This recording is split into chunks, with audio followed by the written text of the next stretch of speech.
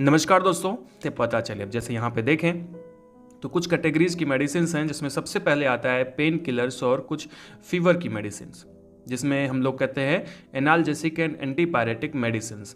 दूसरी कैटेगरी यहाँ पे हमने रखी है कफ और एंटीएलर्जिक मेडिसिन की। तीसरी होती है वोमिटिंग एंड गैस की। इसकी कुछ मेडिसिन जो आपके पास होनी चाहिए क्योंकि ये सब कॉमन प्रॉब्लम्स हैं। कुछ कॉमन एंटीबायोटिक्स जो कि ज़्यादातर यूज किए जाते हैं वो कौन से हैं। उसके बाद कुछ अलग से मेडिसिन जो कि आपको अपने पास ज़रूर रखने चाहिए, मिसलिनियस या अदर में हम लोग उसको देख लेंगे।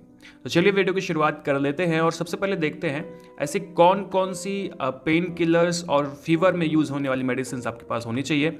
जिसमें अगर हम फीवर की सबसे पहले बात करें, जिसको हम एंटीपायरेटिक मेडिसिन भी बोलते हैं, उसमें आपको पता है कि एक ही मेडिसिन ज़्यादातर यूज़ होती है जो कि है पैरासीटामॉल, जो कि 500 mg में यूज़ होती है और 650 mg में यूज़ होती है। तो आप इसको अपने पास ज़रूर से रखेंगे और इसमें आप कोई भी ब्रांड ले रख सकते हैं। अगर जेनरिक मिल जाती है, कोई सस्ती ब्रांड मिलती है तो आप ज़्यादा उसको रखें तो ज़्यादा अच्छा रहता है क्योंकि आपको पेशेंट को भी देखना होता है।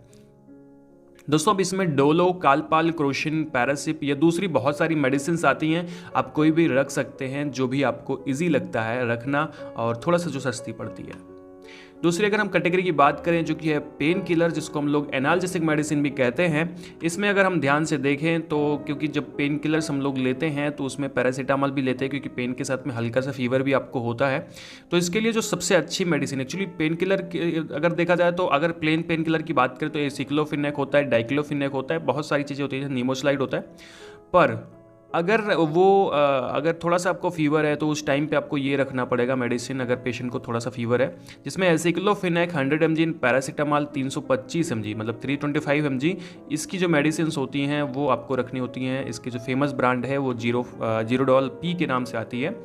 पहले 325 की जगह हम लोग जो देखते थे कि पैरासीटामॉल 500 की आती थी, पर अब जो है 325 ही आती है क्योंकि उसका जो साइड इफेक्ट होता था वो ज़्यादा होता था। नेक्स्ट जो मेडिसिन होती है, अगर आप किसी भी पेशेंट को पेन हो रहा है, थोड़ा सा बहुत घाव है, हल्का बहुत फीवर है, तो उस टाइम पे ये मेडिसिन दी जाती है जो कि जीरोडॉल एसपी के नाम से फेमस है, जिसमें एसिक्लोफिनेक होता है, पैरासीटामॉल होता है और सेरेटियोपेप्टाइडेज होती है। तो आपको ये मेडिसिन पेशेंट को देनी होती है क्योंकि ये मेडिसिन बहुत कारगर होती है उस कंडीशन के लिए। अगली जो मेडिसिन है वो न्यूमोस्लाइड है और पैरासीटामॉल है। इसे पेन किलर है और फिर हल्के से फीवर के लिए है। और अगर आप ध्यान से देखेंगे तो सर दर्द में जो मेडिसिन यूज़ होती है शूमो, वो ज़्यादातर इसमें एक्चुअली शूमो जो है ब्रांड है और वो न्यूमोस्लाइड प्लस पैरासीटामॉल होता है। तो खास करके सर दर्द में इसका यूज करते हैं।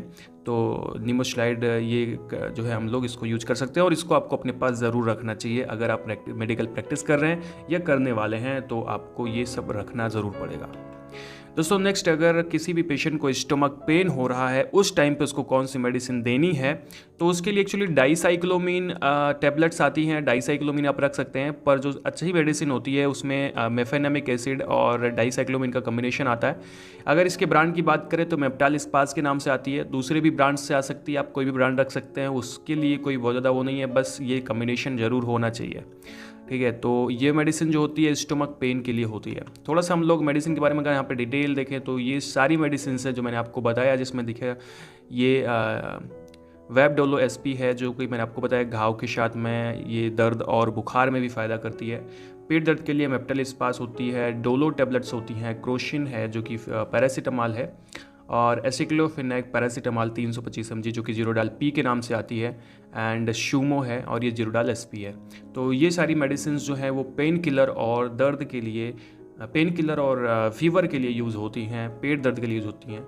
चलिए तो नेक्स्ट स्लाइड में हम लोग देख लेते हैं अगला जो कैटेगरी है जो कि है कफ और एंटी एलर्जिक मेडिसिन। यहाँ पे अगर हम लोग देखें तो अगर कफ या खांसी की बात करें तो खांसी के लिए 3 प्रकार की खांसी होती है, एक्चुअली 2 प्रकार की खांसी होती है, पर आपको 3 प्रकार की मेडिसिन यहाँ पे दी जाती है। जैसे अगर हम बात करें तो खांसी अगर कफ युक्त है तो उसे हम लोग बेड कॉफ़ी नहीं एक्चुअली कफ, उसको हम लोग बेड कफ कहते हैं। मतलब सूखी एक्चुअली गीली खांसी जिसमें कफ आता है बॉडी से, मतलब बलगम निकलता है। ठीक है, तो इसके लिए ज़्यादातर एक्सपेक्टोरेंट दिया जाता है।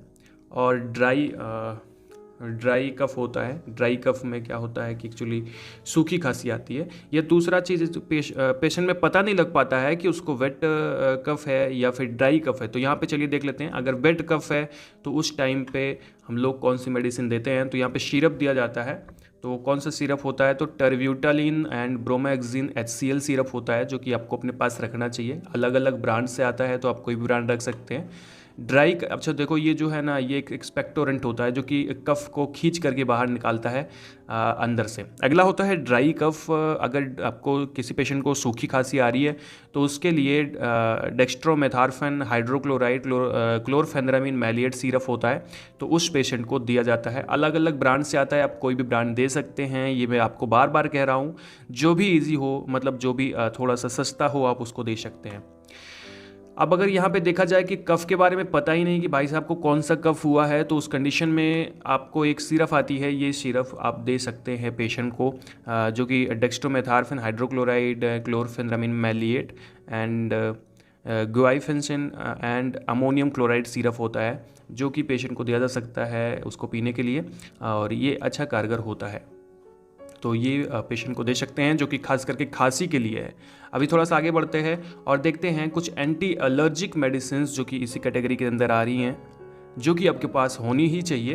तो इसमें पहली चीज़ तो भैया बता दें कि सबसे ज़्यादा यूज़ होती है सिट्रिजिन। तो सिट्रिजिन जो है वो ज़्यादातर यूज की जाती है एलर्जी में, तो ये मेडिसिन आपके पास होनी चाहिए। सस्ती सी मेडिसिन है तो होती भी है। सिट्रिजिन के साथ में एबिल भी रख सकते हैं। अगर किसी को ज़्यादा शिकायत देखने को मिल रही है एलर्जी की, तो उसको हम लोग एबिल भी दे सकते हैं। अब यहाँ पे बात कर लें कॉमन कोल्ड की, तो कॉमन कोल्ड भी एक प्रकार की एलर्जी होती है, तो कॉमन कोल्ड में भी हम लोग सिट्रिजिन दे सकते हैं, फेनरामिन मैलिएट मतलब एबिल दे सकते हैं।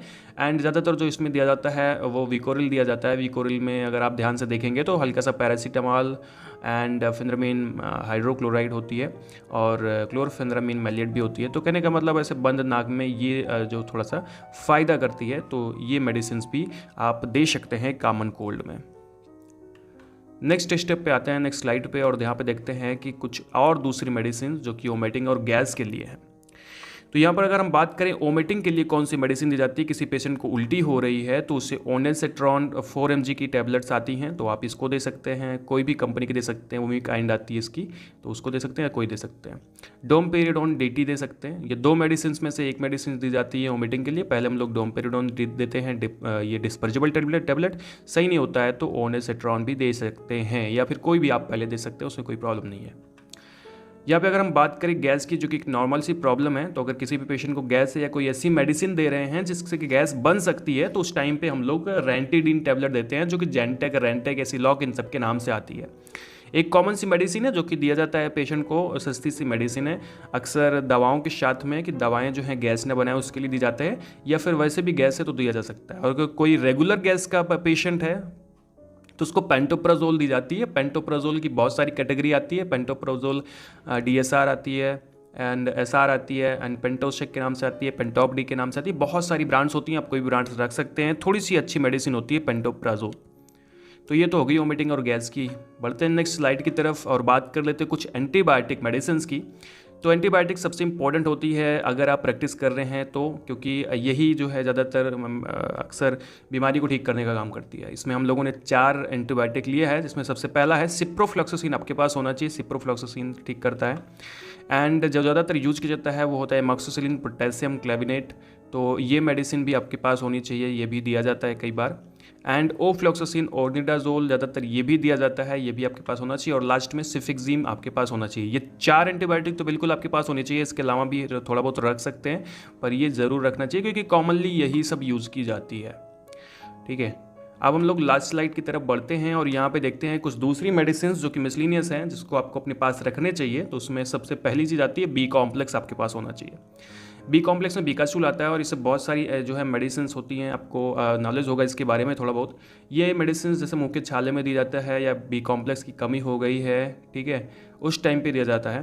तो ये तो B कॉम्प्लेक्स की टेबलेट आपके पास होनी चाहिए। दूसरी आइसोसॉर्बिड डाइनाइट्रेट टेबलेट आपके पास होना चाहिए, जो कि हार्ट अटैक, हार्ट पेन में होना चाहिए। अगर आपका मेडिकल है तो उस पर ये मेडिसिन ज़रूर से ज़रूर होनी चाहिए, क्योंकि ये एक टेबलेट जो होती है लाइफ सेविंग ड्रग्स होती हैं। ये अगर किसी को हार्ट से संबंधित प्रॉब्लम है, हार्ट अटैक आ गया है, तो एक टेबलेट, अगर वो हॉस्पिटल नहीं पहुंच सकता, एक टेबलेट खिला देंगे तो वो बच जाएगा, तो आप उसको हॉस्पिटल पहुंचा सकते हैं।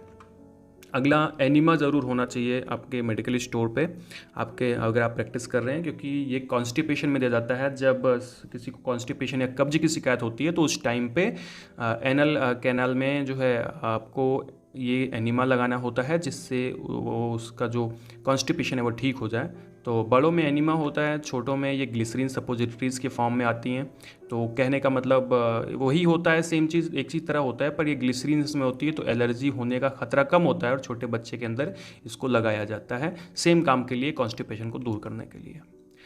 दोस्तों लास्ट में यहाँ पे अगर हम लोग देखें, एक भूख अगर नहीं लगती किसी पेशेंट को, खाना नहीं पचता है और खाने में प्रॉब्लम होती है, खाना नहीं खाया जाता है, तो उस टाइम पे एक जो है सिरप दिया जाता है पेशेंट को, जो कि ये दिया जा सकता है, जो आपके पास होना चाहिए, जिसमें कोई भी ब्रांड आप रख सकते हैं। पर अगर हम कॉम्बिनेशन की बात करें तो सिप्रोहेप्टेडिन ट्राइकोलिन सिट्रेट सॉर्बिटॉल इसका नाम होता है। अगर आप ध्यान दें तो एक प्रकार का ओरल सॉल्यूशन होता है जो कि पेशेंट के लिए दिया जाता है। तो ये मेडिसिन भी आपके पास होनी चाहिए। तो दोस्तों यहाँ पे हम लोगों ने बात करी कुछ ऐसी मेडिसिन की जो एक मेडिकल प्रैक्टिशनर के पास होना चाहिए, और ये बहुत ज़्यादा